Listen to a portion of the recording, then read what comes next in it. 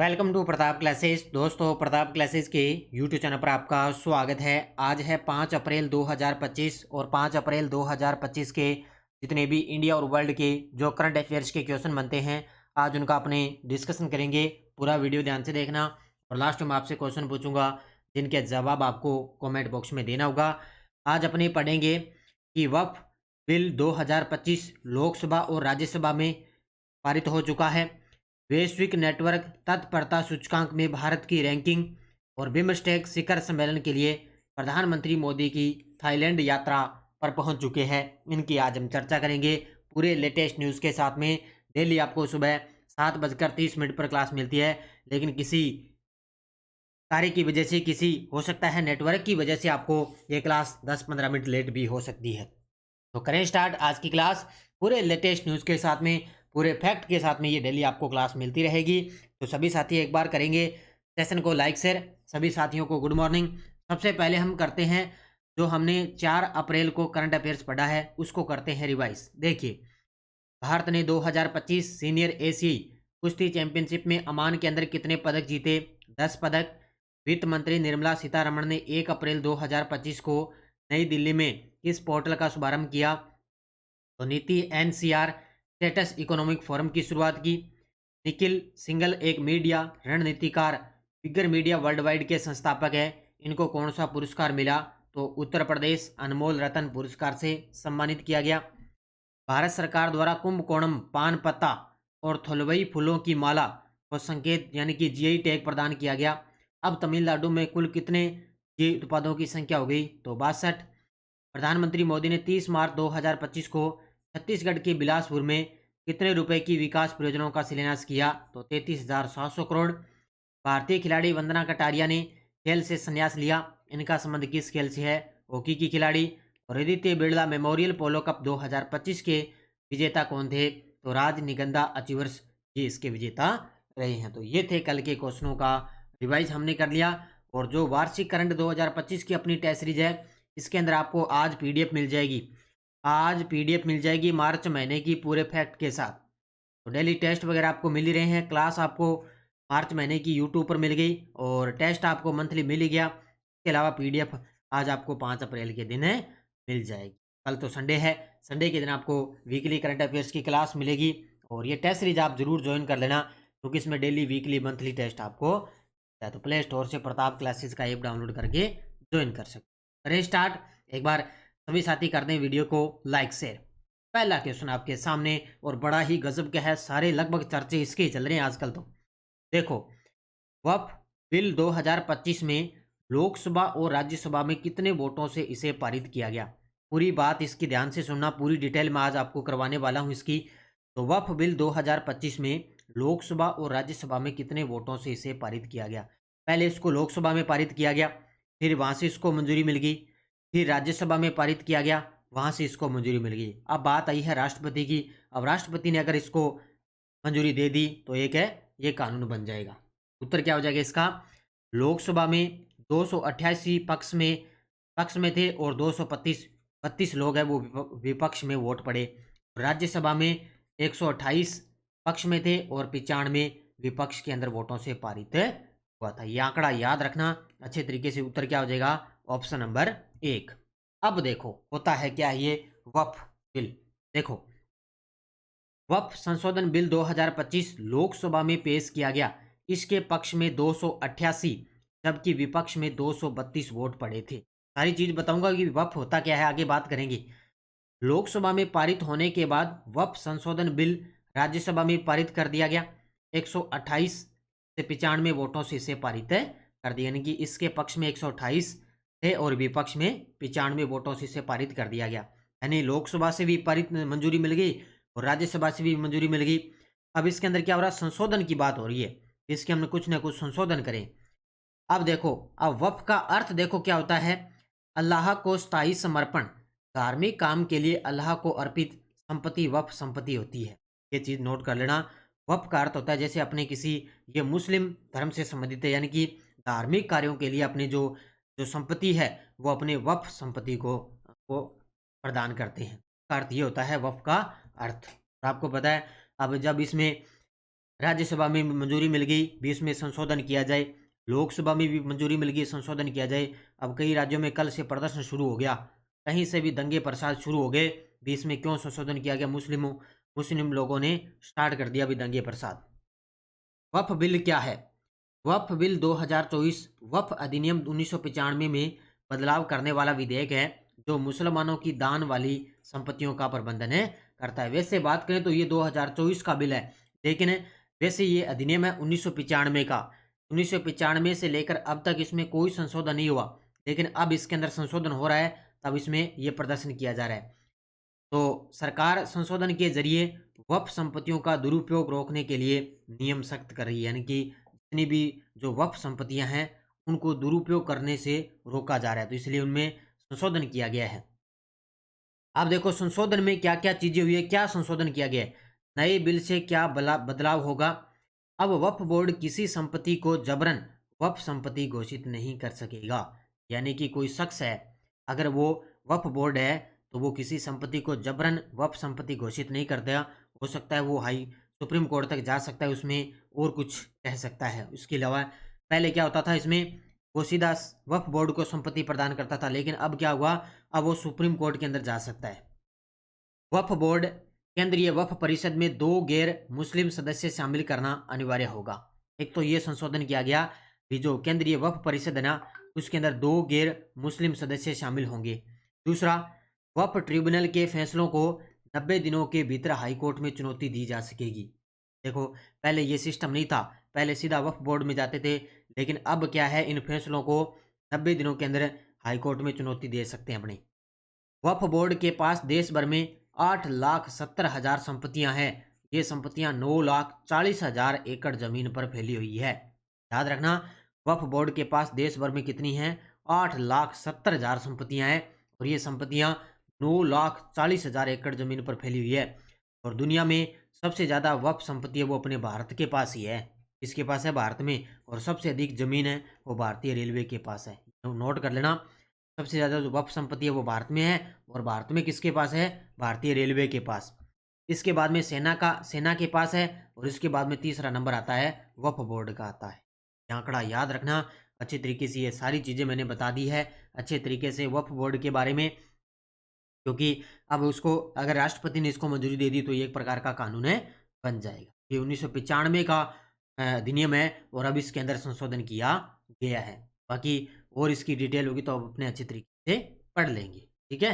हाँ, अगला question, 2025 UNCTAD प्रौद्योगिकी और नवाचार रिपोर्ट के अनुसार वैश्विक नेटवर्क तत्परता सूचकांक में भारत की रैंकिंग क्या है।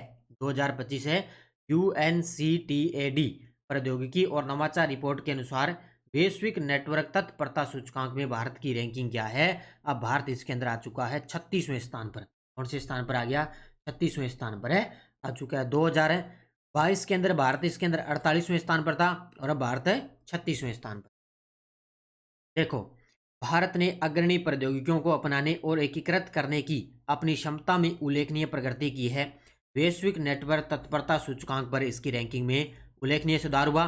2025 प्रौद्योगिकी और नवाचार रिपोर्ट के अनुसार भारत 170 देशों में से 36वें स्थान पर है, जो 2022 में 48वें स्थान पर है। 170 देशों की बात करें तो 36वें स्थान पर है, और 2022 में 48वें स्थान। कौन सा कथन सही है, अब ये लीजिए भी अक्षय जो ऊर्जा से संबंधित है, सौर ऊर्जा से संबंधित, उससे क्वेश्चन आपके लिए, कौन सा कथन सही है। देखो पहला पॉइंट है, राष्ट्रीय ट्रांसपोर्टर ने 2249 रेलवे स्टेशनों में 209 मेगावाट सौर ऊर्जा क्षमता स्थापित की है, बिल्कुल सही है। राजस्थान में सौर संयंत्र प्रतिष्ठानों की संख्या 275 है, बिल्कुल सही है, पहला स्थान राजस्थान का ही है। पिछले 5 वर्षों में सौर संयंत्र प्रतिष्ठानों में 2.3 गुना वृद्धि हुई है, बिल्कुल सही है। उत्तर क्या हो जाएगा, सारे कथन बिल्कुल सही है, सारे कथन बिल्कुल सही है। उत्तर ऑप्शन नंबर सी। देखो पूरी डिटेल, सौर ऊर्जा बुनियादी ढांचे का विस्तार। भारतीय रेलवे ने अक्षय ऊर्जा और स्थिरता के लिए सरकार की प्रतिबद्धता के अनुसार सौर ऊर्जा बुनियादी ढांचे का विस्तार किया है। सौर ऊर्जा क्षमता, फरवरी 2025 तक भारतीय रेलवे ने 2249 रेलवे स्टेशनों और सेवा भवनों में कुल 209 मेगावाट सौर ऊर्जा क्षमता स्थापित कर दी है। यानी कि भारतीय रेलवे ने 2249 रेलवे स्टेशनों और टोटल 209 मेगावाट सौर ऊर्जा स्थापित कर दी। वृद्धि कितनी हुई है? पिछले 5 वर्षों में सौर संयंत्र प्रतिष्ठानों की संख्या में 2.3 गुना वृद्धि हुई है।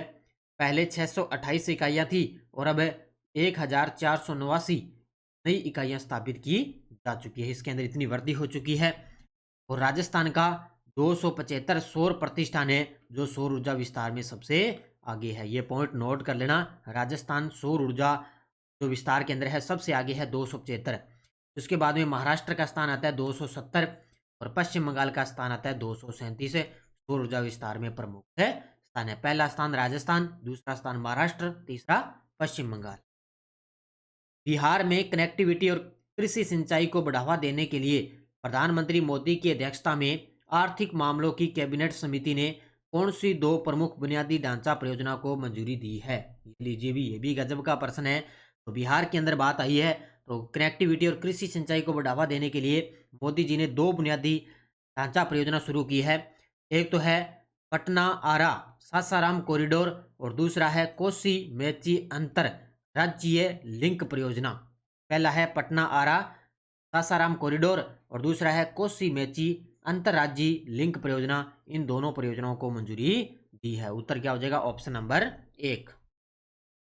तो बिहार में कनेक्टिविटी और कृषि सिंचाई को बढ़ावा देने के लिए मोदी जी की अध्यक्षता में आर्थिक मामलों की कैबिनेट समिति ने 2 प्रमुख बुनियादी ढांचा परियोजना पटना आरा आसाराम सासाराम कॉरिडोर और कोसी मेची अंतरराज्यीय लिंक परियोजना को मंजूरी दी है। अब इसके अंदर क्या होगा? ये देखो कॉरिडोर आपके सामने दिखाई दे रहा है NH 119A। ये 4 लेन का बनेगा। प्रवेश नियंत्रित गलियारा हाइब्रिड वार्षिक मोड में। की लंबाई होगी 120.10 किलोमीटर और इसकी लागत कितनी आएगी? 3712.40 करोड़ रुपए इसकी लागत है के रूप से याद रखना भी किन परियोजनाओं को मंजूरी दी गई। प्रधानमंत्री मोदी को थाईलैंड की PM पैंथोगातार्न सिनवात्रा ने कौन सा उपहार दिया है? ये भी गजब का प्रश्न है। इसको तो स्टार ही लगा लो क्योंकि मोदी जी अभी 2 दिवसीय थाईलैंड की यात्रा पर गए हुए हैं। तो मोदी जी को थाईलैंड की PM है कौन सी? पैंथोगातार्न सिनवात्रा ने कौन सा उपहार दिया है? तो ये कौन सा उपहार दिया? ये दिया है द वर्ल्ड त्रिपिटक सजया फोंटेकिक एडिशन। ये मोदी जी को विशेष उपहार दिया है। आपको पता है अभी थाईलैंड के अंदर 6ठे बिम्स्टेक शिखर सम्मेलन के लिए मोदी जी थाईलैंड की 2 दिन की यात्रा पर हैं। देखो, प्रधानमंत्री मोदी 6ठे बिम्स्टेक शिखर सम्मेलन के लिए 2 दिन की थाईलैंड यात्रा पर बैंकॉक पहुंचे हैं। यहाँ मोदी जी को रामायण का थाई संस्करण रामकियन दिखाया गया है। पॉइंट नोट कर लेना, रामायण का जो थाई संस्करण है रामकियन वो दिखाया गया। थाईलैंड की PM पैंथोगातार्न सिनावात्रा ने मोदी जी को द वर्ल्ड त्रिपिटक सजया फोनेटिक एडिशन उपहार के अंदर दिया है। ये चीजें याद कर लेना। अब बात आई है बिम्स्टेक की। तो बिम्स्टेक क्या होता है?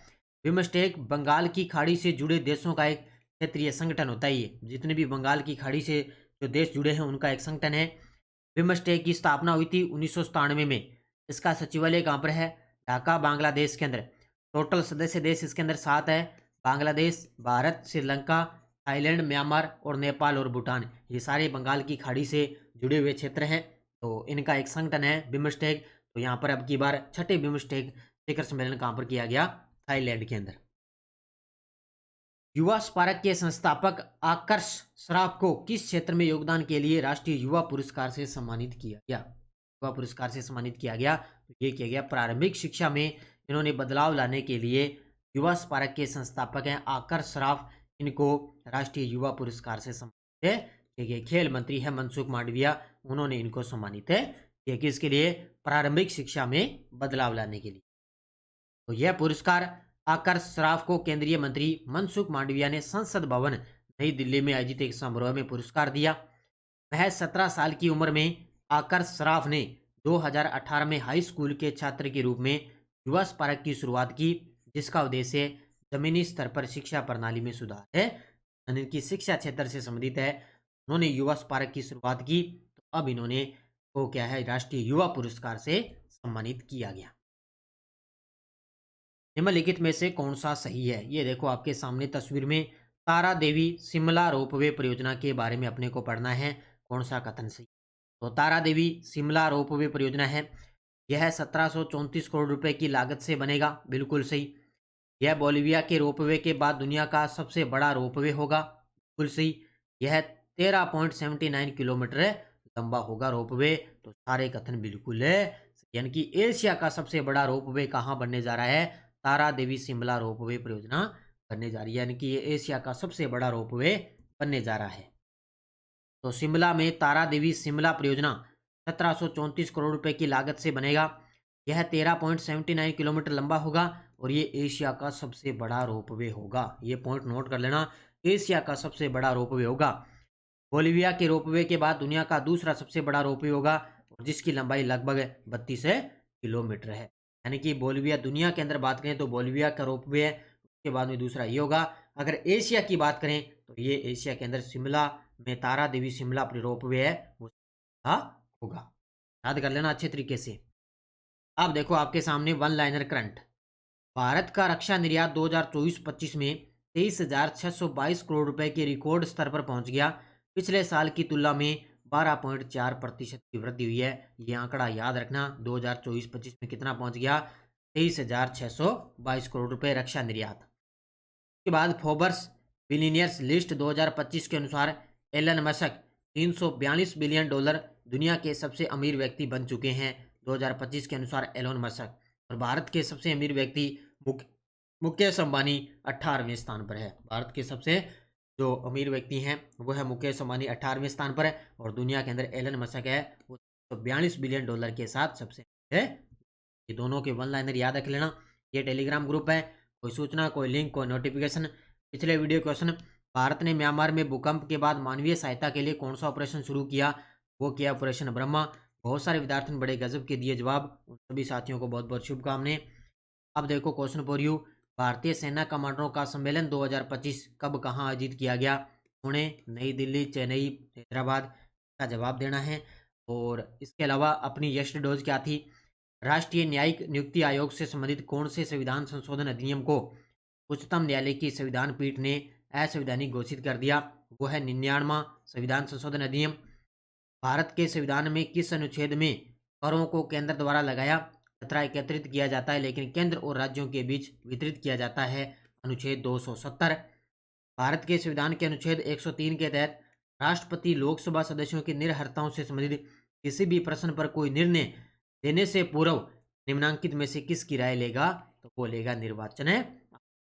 गजब के प्रश्न है और अच्छे तरीके से रट्टे मार देना इनको अच्छे तरीके से। अब देखो नेक्स्ट डोज, भारत के कौन से मुख्य न्यायाधीश भारत के कार्यवाहक राष्ट्रपति भी रहे, उपराष्ट्रपति भी रहे और भारत के प्रथम मुस्लिम मुख्य न्यायाधीश भी रहे थे? वो नाम बताना उस शख्स का। किस वर्ष प्रथम बार राष्ट्रपति ने संसद का संयुक्त अधिवेशन बुलाया? तब तक राजस्थान के 2 सांसद लोकसभा अध्यक्ष कौन रह चुके हैं? इसका जवाब आपको देना है। तो ये थी आज की अपनी क्लास, सब तरीके की। आज हो सकता है क्वेश्चन थोड़े लंबे ज़्यादा होंगे, ज़्यादा थे इस वजह से हो सकता है क्लास 2-4 मिनट बड़ी हो चुकी होगी।